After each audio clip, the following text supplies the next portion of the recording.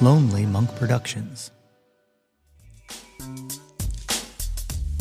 I don't know if y'all have heard Future Sucks by the Bad Ups yet, but yo, that's my Jawn! Hey, yo, displace the guilt and embrace the pleasure. You're tasting things that don't need to be measured. You ain't What's good, friends and family, neighbors near and far? Welcome to an all-new episode of the Yo, That's My Jawn podcast. The podcast, website, brand, movement, way of life dedicated to the embrace and championing of your passions. I'm your host, Nate Runkle, a.k.a. Jawn Varvatos, a.k.a. Nate 3.0, back at it again with yet another episode of the podcast. As always, I hope this podcast finds you all in good health and in good spirits. On today's episode, I am joined by documentarian Kristi Jacobson for a chat about her latest film, Louder, the Soundtrack of Change, which is a beautiful look at protests through song by women throughout the history of contemporary music that is now streaming on Max. We talk about that, her life in documentaries, and more, and that's coming up in a bit. But first, hey, my friends, how is our fall going? It's cold, it's hot, it's cold, it's hot. It can't make up its mind, can it? Every time I think it's time to pack away the shorts and pull out the winter garments, the sun goes not so fast, dum-dum. Goodness gracious. But things are going fantastic, for it is the most wonderful time of the year. That is right. This week is the Philly Music Fest. 23 bands across 6 venues celebrating Philly artists and Philly music. There are some great lineups. I am most looking forward to the Friday and Saturday shows featuring some favorites as well as pals and former guests. You know, Friday at Milk Boy, we got Catbite, Reef the Lost Cause, Koofnots and Christina Lease, and Queasy. And then on Saturday, it's Devin Gilfillian, Mondo Cosmo, the Tisberries, and Emily Drinker. I will definitely be at both of those. So if you're there, be sure to say hey. Tickets for those events and the rest of the shows that include Amos Lee and Waxahachie are available at phillymusicfest.com. Well, not that Waxahachie show. That Jawn sold all the way out. But the others, there are still some tickets available. I also want to mention that Saturday, the 26th, during the day, is Inside Hustle at Rec Philly, which is an incredible Philly music networking event that gets emerging artists and industry professionals together. And that's also presented by the Philly Music Fest in coordination with WXPN. And y'all, I will be at the podcast table alongside my pals Dan Drago from 25 O'Clock and Phil Reese from Your Next Favorite Band. So if you are a musician or someone looking to get your start in the music industry, you will not want to miss this event. Visit phillymusicfest.com/inside hustle for tickets and more info. And, you know, while you're visiting things on the internets, don't forget to check out www.yothat'smyjawn.com, your one-stop shop for all things Yo, That's My Jawn. Links to the socials, the mailing list, merchandise, the webpage, all that goodness. You know the routine. Okay, we got all that out of the way. Let's get into it.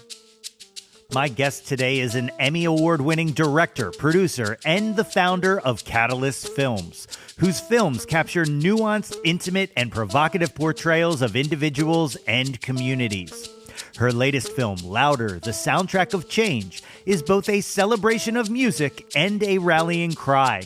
Produced by Selena Gomez and Stacey Abrams, the documentary takes audiences on a journey across generations, eras, and genres, anchored by a female chorus of musical icons whose songs, voices, and activism provided inspiration for the past and current fight for equality for all, and is now streaming on Max.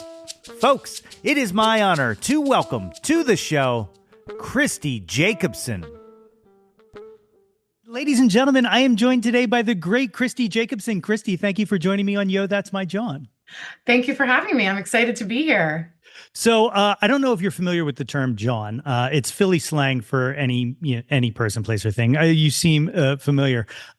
So this started out as kind of a Philly-centric podcast, and I always try to find weird little angles to make it still play that way. And I got two just based on research, was one, I knew you did the documentary on Toots Shor, but I didn't realize that that was your grandfather. So you've got Philly family roots. And then also the place at the table has a Philly section in it as well. So look at that. I can bring it all back. Oh my gosh, I love it. Yeah, right when you said Philly, I was like, "Hey, where this is going to go well because my roots go back to 1903, South Philly." Yeah. Heck yeah. So see, born and bred, we'll count that. This is still a Philly podcast, ladies and gentlemen. So for my listeners, tell them a little bit about yourself, like growing up when you were a kid. Where did you grow up? Okay. I grew up. I was born in New York, New York. And I grew up in the suburbs. And I I my childhood experience of living in a house with a yard on a street where I could ride my bike and all of those things was great, and it also like just really informed me eventually of so many who don't have that, and yeah, so that's kind of how I'm always framing everything, it seems. Sure. I mean, it is really interesting to like kind of look back at your own childhood that, you look at some of your own struggles and I always like to call mine little T traumas and stuff like that. And, you don't like to play the comparison game, but you're just like, hey, maybe it wasn't that bad. Maybe maybe I did work it out. Here's my question also, based on my half-ass internet research, which is, you end up going to Duke for college, is that correct? Correct. For sociology and criminology. So how does this pivot to documentarian come in? Yeah, so that's a question I love answering, and especially because I just got invited and spoke to sociology students at Duke this year and told them that every time someone asked me like, why do you make documentaries? What was it that drew you to making documentaries? And it was specifically, I kind of look at the world like through a sociologist lens, right? Like what is going on systemically and systematically, and then within, community and family, et cetera. And but when I went to college, I came from the Northeast and I went to the South. Um, I saw how much more confronted I was by overt racism, not towards me, but towards people of color in the South than what I had experienced in the Northeast.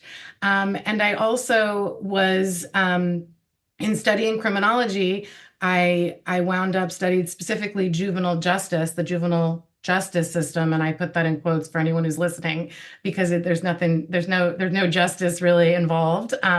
It's injustice, and I interned in a courthouse shadowing what's called a juvenile counselor. So essentially an attorney for young people who were involved in the court system.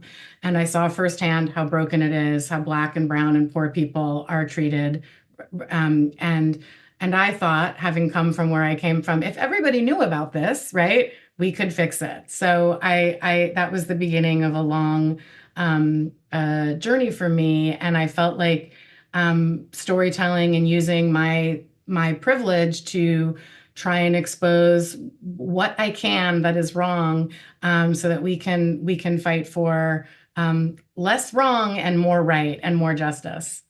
For sure. And like it's amazing because you kind of jumped right into like some intense stuff with American Standoff, which for the listeners who don't know was about the Teamsters strike against was it Overnight, the trucking Yeah. company. I work my daytime is in logistics, so like this is right up my alley or whatnot. Not that we have a union at my place, but listen, Okay. folks, if you are, but no, but so like, I guess, how do you even get started? Like the jump from sociology to documentarian makes sense to me because it is still studying people and it is still studying society and, systemic issues and whatnot. But how do you even approach making a film, from that experience?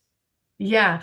I mean, well, for me, I didn't go to film school, right? I studied sociology, and my film school was working were my jobs. I was a production assistant, and the minute I was on set or on location, I just was like, this is my opportunity to learn. So what is the DP doing? What is the sound person doing? What is the director doing? What is the producer doing? How are they all working together?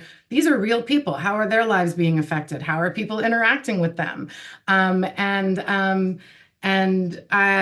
I was fortunate in that I was able to get work as a production assistant. And back then, this was the 90s. I was fortunate to work on some TV specials that were about HIV and AIDS at a time when it was not common to be talking about heterosexual transmission of HIV and AIDS, and where the gay community was definitely facing some really serious discrimination. And I got to be a part of some of these TV shows that were documentaries, and I just got to see how it all works. And from there, I ultimately sent many faxes, which is revealing my age for people who don't know what that is. It preceded emails, and to Barbara Koppel, who had a production company called Cabin Creek Films, and I was really fortunate to get hired on a project there.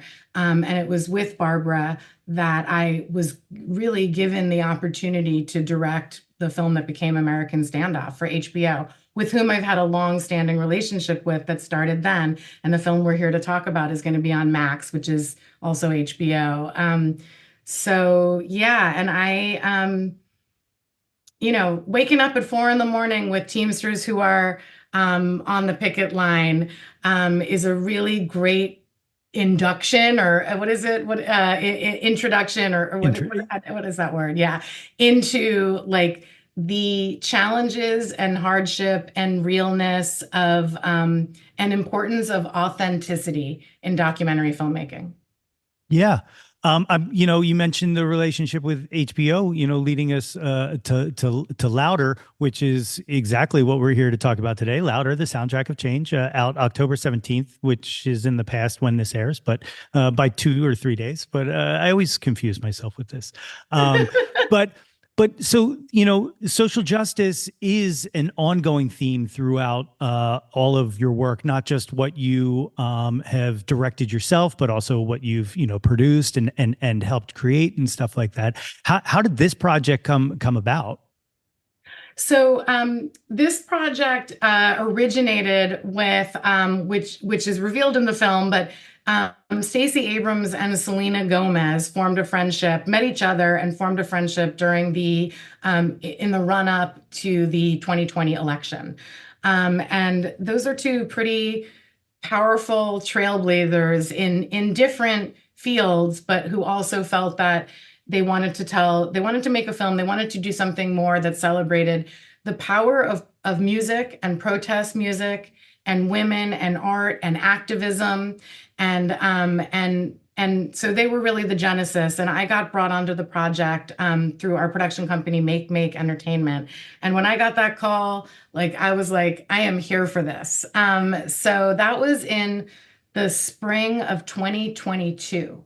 So this project, has been in production really, for almost 3 years.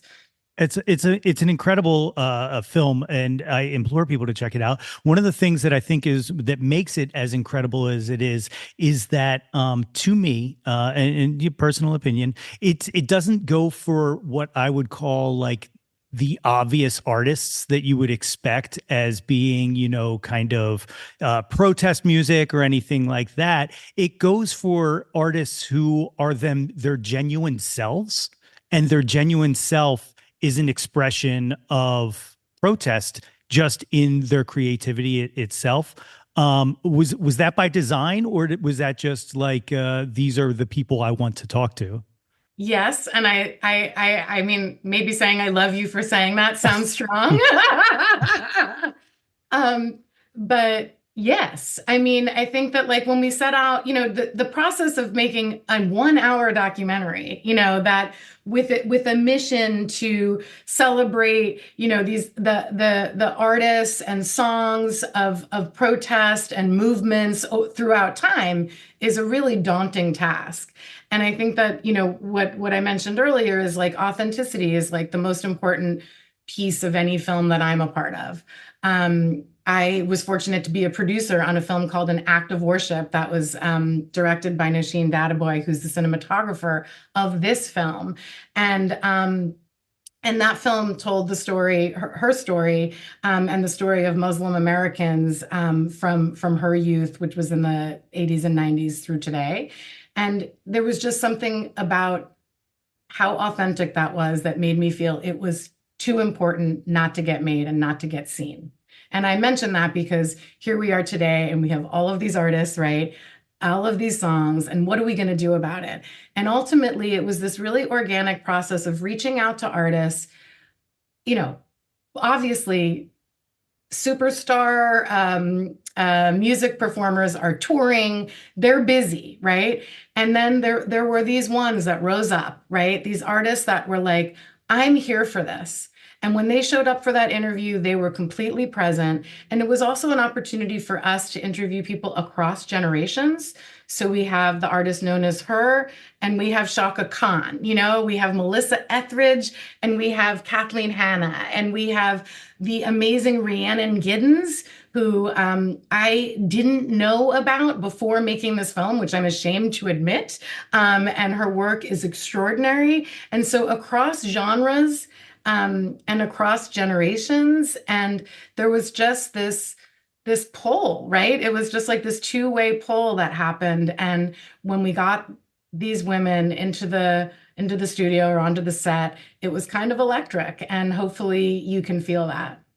I think one of the things that stood out to me is and another one of those, I'm not going to say I came with expectations, but definitely exceeded my expectations, was the inclusion of Linda Ronstadt to discuss her Spanish album, which is a perfect example of kind of what I was getting at, which is not something you would tend to think of as like a protest, but is something that, is kind of defiant of what is defined as a female pop star in, at that time period, even now, to Yes. be honest. Yes. No, I love that you mentioned that because I literally was like, I didn't just mention Linda Ronstadt.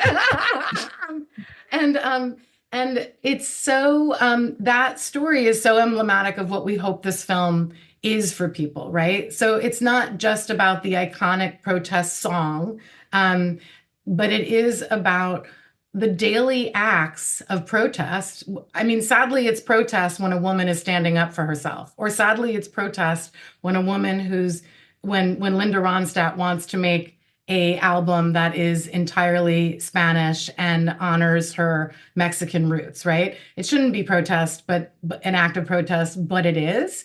And so we wanted to celebrate those acts, both small and large, right?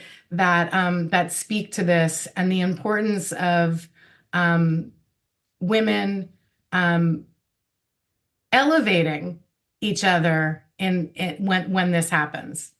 Yeah, and like the sad parallel, almost, if you will, to contemporary times, where you mentioned Rhiannon Giddens, and you got Mickey Guyton in there, who literally are just trying to make a style of music that speaks to them, and have nothing but struggles to do so, just based on being African American, and I'll even add this. I think being a woman also plays into that as well, because it's I mean, that whole genre of is I was talking to somebody about, I forget who I was talking to, is somewhat of a ticking time bomb on its own, without all of that. But like the timeliness of having this conversation when Beyonce gets nominated for what, 0 CMAs and whatnot, with one of the biggest albums of the year, if not the past 5 years.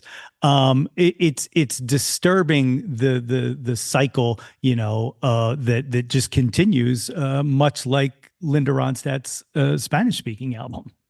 Yeah, I mean, one of the things I was thinking about and talking about earlier, not with you, but anyway, in a conversation, was that like I kind of feel like I like inhabit these two worlds, right? One is of despair and outrage, and the other is like hope and action.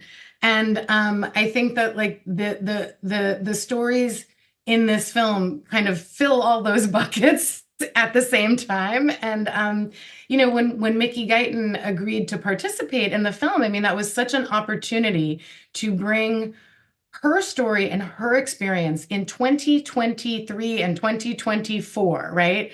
As a Black woman trying to create music within the country music genre, right? And then being able to go all the way back to learn about and unpack the story of Linda Martell, whose story I didn't know. And I think it's Jay Wortham who says in the film, who's just like an awesome journalist and voice and human. They say, this isn't about the story of Linda Martell. For those who don't know, she was a Black female country music artist whose career was ultimately shut down. I won't do all the spoilers, right? And she had to move on. And what Jay says is, it's not because she didn't have the talent or she didn't have the strength or she didn't have the courage. It's because the system was trying to break her, right? It was devised to break her. And so the more we can unpack that and reveal that and expose that, hopefully the more we are breaking that system. And Rhiannon Giddens is an extraordinary storyteller, musician, and reclaimer of the narrative for Black musicians within country music and within many genres where they've been left out. Yeah, I mean, you incredibly lucked out with the people you got to speak to. You mentioned Kathleen Hanna, and that was an exciting point for me because, contrary to gender, I have always loved the Riot Girl movement. It's always just been something that I've been like, hell yeah, and like it just and beyond the movement itself, the music is just awesome. Like I fucking love Bikini Kill. So like, but I was happy to see like that representation too, which is, another genre that just kind of for way too long kind of stifled female creativity and inclusion in that art form. Yeah, no, I mean, when Kathleen Hanna similarly agreed to participate, or when the stars aligned, because lots of people agreed to participate, but the stars have to align, right? For that to actually happen, for us to get in the room with our, with our team and make the interview happen. And, what an incredible opportunity to shine a light on the Riot Girl movement, on moments. Again, like you were saying before, when Linda Ronstadt said, "I will make this album," right? That's not a protest song, right? When Kathleen Hanna said, "Women to the front, girls to the front, girls to the front," right? That's a moment in which she doesn't know that 20, 30, 40 years later, that's going to be a pivotal moment, right? She's making space for girls and women, and it was important then, but seeing that now in the context of today, right? I think that was what was really cool about making this film, is like every month it felt like the stakes had changed, they'd increased, things had shifted, and we were seeing things in a slightly different light, up to and including the moment where Tracy Chapman and Luke Combs walk onto the stage in March of 2024 I think it was March for the Grammys, right? And we're in the edit. And we're editing, and because Stacey Abrams had talked about the impact that Tracy Chapman and her music had on her, and like this like kind of iconic moment happens. So yeah, so anyway, back to Riot Girl, just like to look at Bikini Kill, to look at a song like, to be able to unpack a song like Rebel Girl, and do that from the context of today felt really special. Yeah. Yeah, and also I'm glad you mentioned the Tracy Chapman, Luke Combs thing, because, and I forget who exactly called attention to it, but one of the things that look, I'm not going to pretend like I'm this enormous Luke Combs fan, but one of the things I really appreciated with his cover was not changing the pronouns.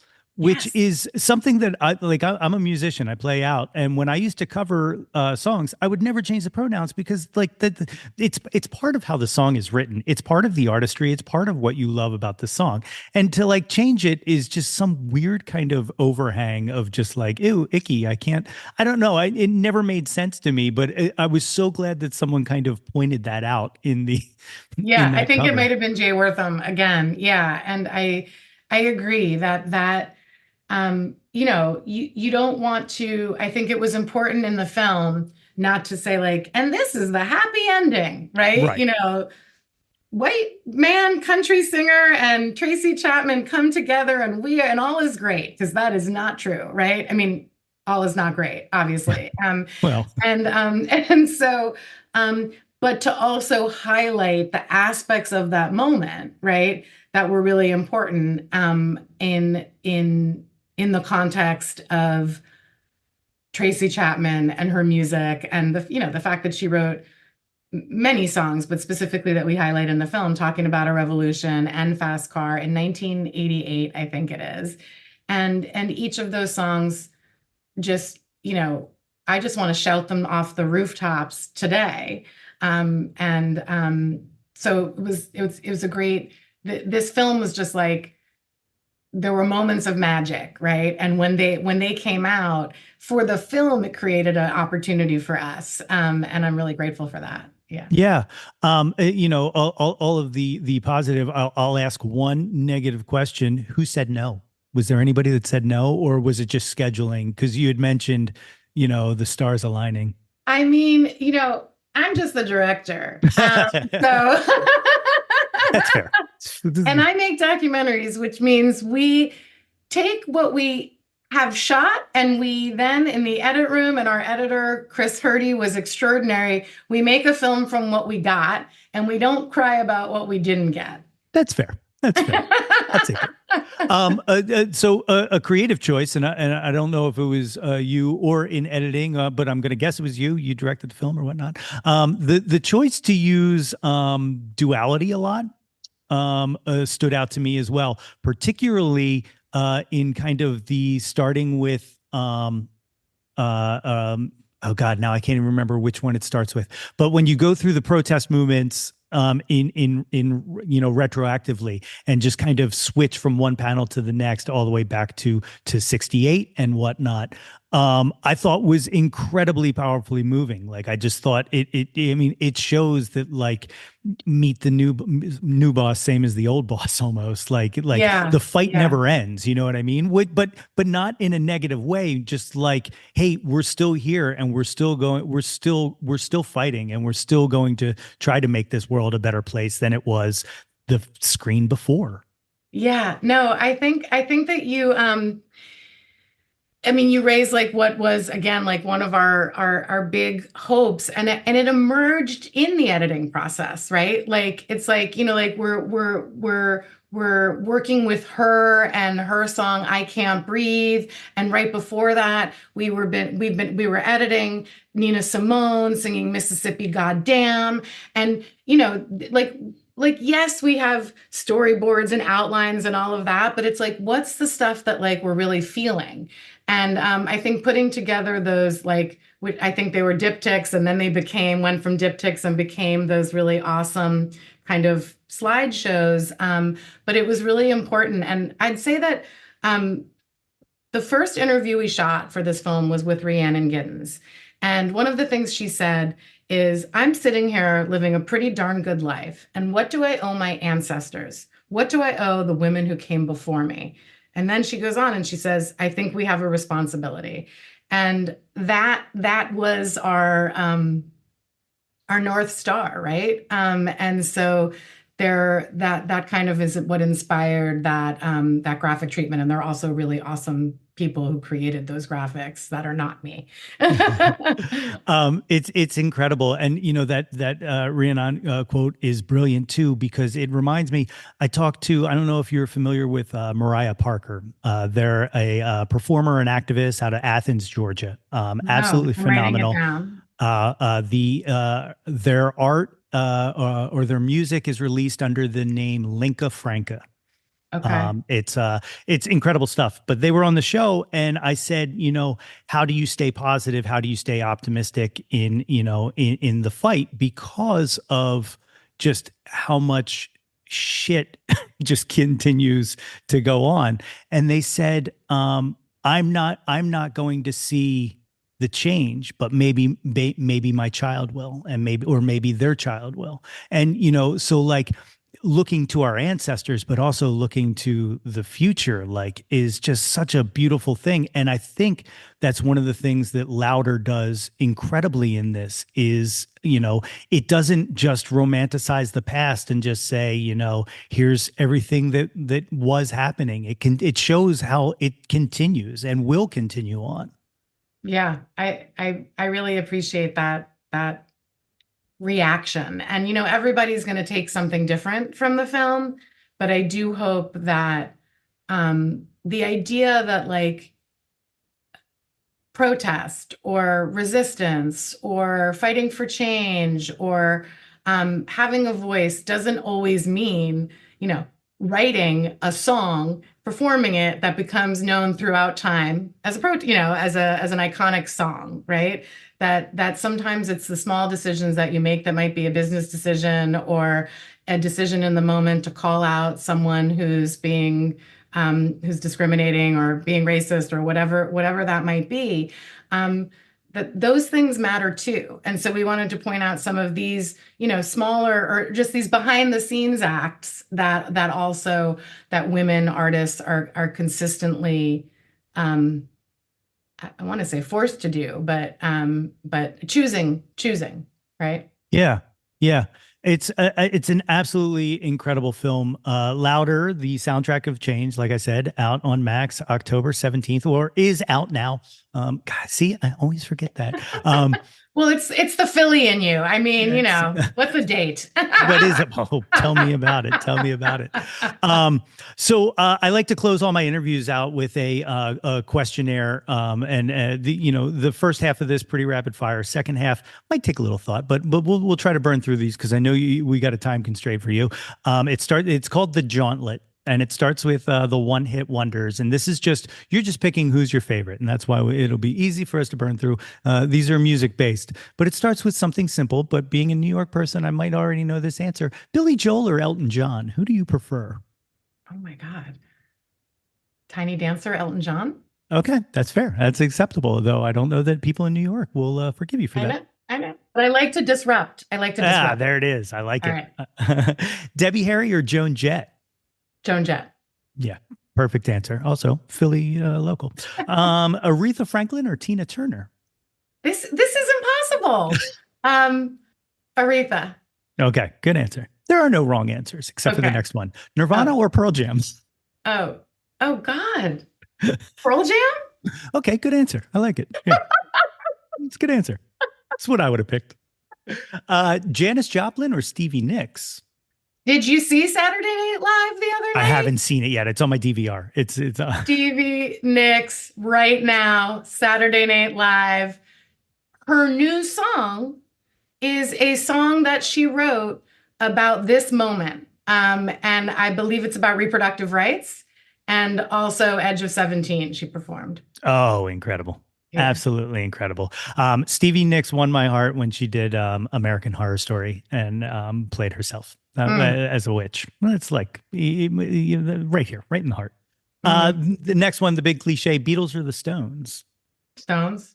Okay, sounds I'm good. a documentarian, Gimme Shelter, one of the greatest Yes. documentaries. My Yeah. God, how good is it? Like, Yeah. not what happened, but No, but how good is one of that? those. It's one of those things where, like, I feel like all of the great documentaries that I've loved throughout my life are all just happy accidents that you just happened to be there when they went down. You know, like Yeah. Yeah. that's Well, it's not definitely about where you weren't, it's about where you were, where you right? were. Yeah. That's right. The last one of the one hit wonders, Bohemian Rhapsody or Stairway to Heaven? Stairway to Heaven. Good answer. Good answer. The second half is the top 10 Hey, what countdown. happens when you talk to someone and they're like, what are those? Like if they're It's happened. okay, And okay. it's That's made me not feel me. old. It's made me Yeah. feel old. I've had to like walk off and come back and recollect myself with my walker. Okay. Um, yeah, it's definitely like they were like, oh, I'm not really familiar, and I'm like, no, okay. The second half is the top 10 countdown. In this, like I said, Philly, we use Jawn to be whatever you want it to be. It doesn't have to be music or anything, just whatever you want. But number one, what was your first Jawn? What was the first thing you were obsessed with when you were a kid? Football. Yeah. What's your But team? unfortunately, we're not going to get along here. Yeah. That's what I It was thought. the New York Giants. Yeah. That's what I thought. Yeah. Okay. Yeah. That's fair. I'll allow it. Mhm. The second one, what's your current Jawn? What are you into right now? I'm struggling because I wish there was something fun I could say, but there's not. It's just like fighting the fight. The moment. No, that like it doesn't have to be fun. Like It's all the time. Yeah. yeah.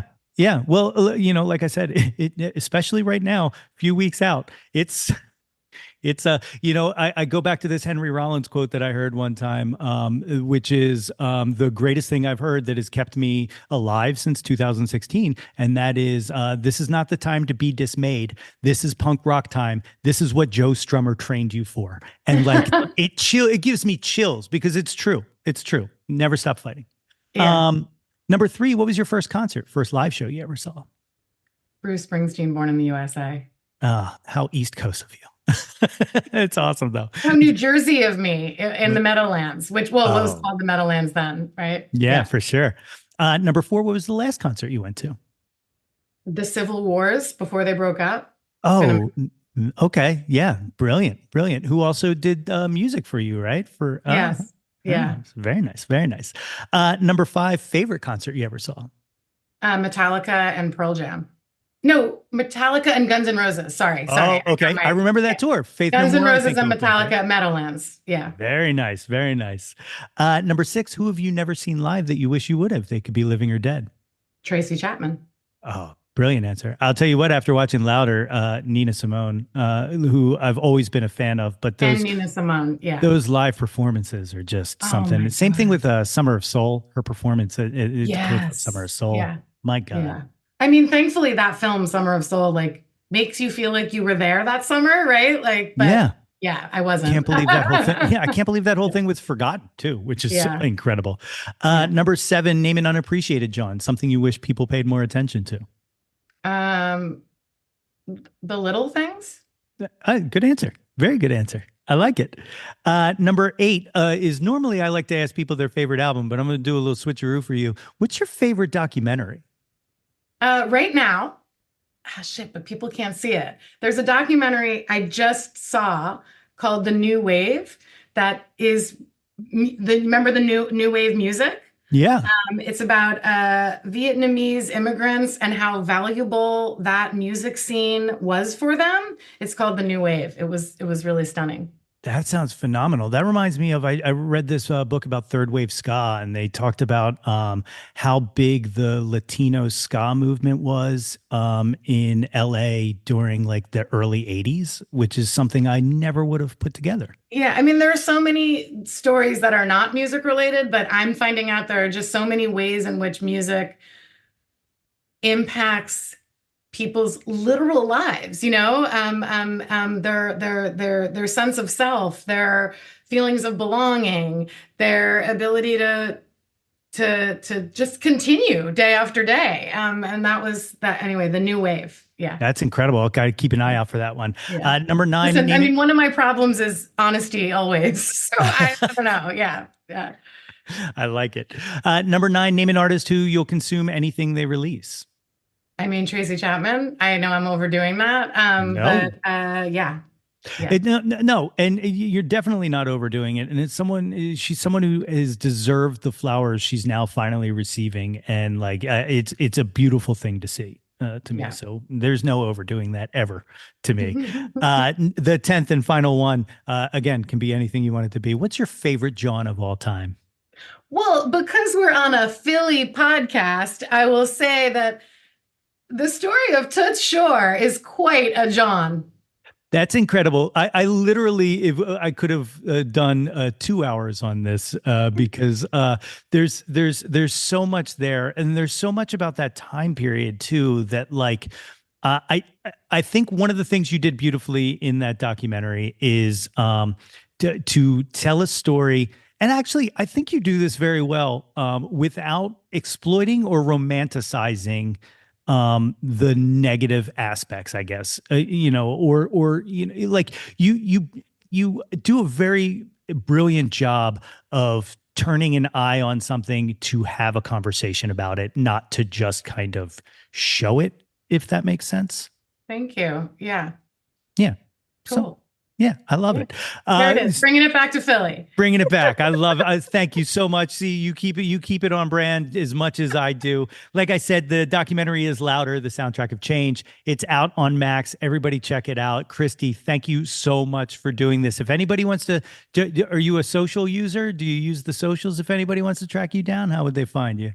I do. I'm not so great at the socials. Yeah.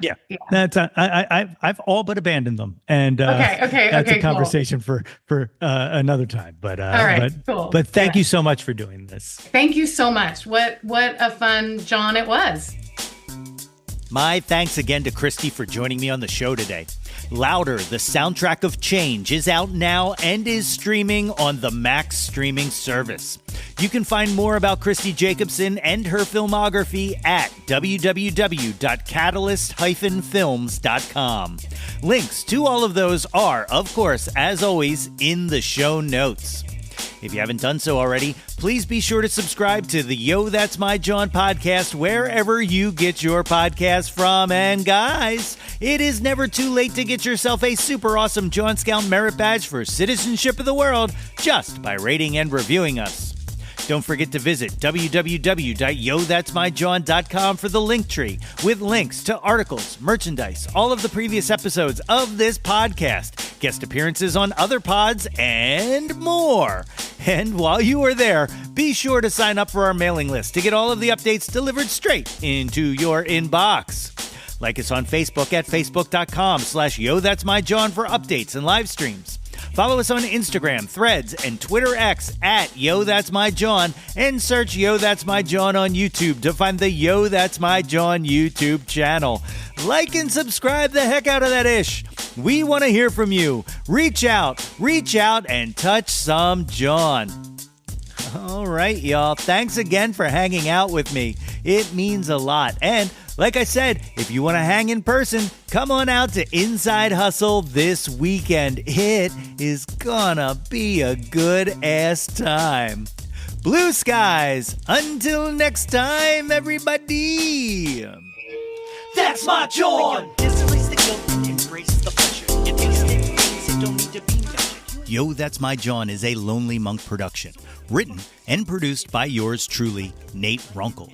Theme song by me, under the moniker Nate 3.0. Special thanks to Fox Run Brands, DX Ferris, Andrew Scott, Maggie Poulos, Dan Drago, Natalie Runkle, and the beautifully vibrant and wickedly stunning Katie Daubney. If you or anyone you know has any ideas they would like to share or any guests they would like to hear on the podcast, please feel free to reach out to us at yothat'smyjawn@gmail.com or hit us up on the socials at Yo That's My Jawn. Until next time, be sure to displace the guilt and embrace the pleasure. Tilt your head back and shout to the world, Yo, that's my Jawn.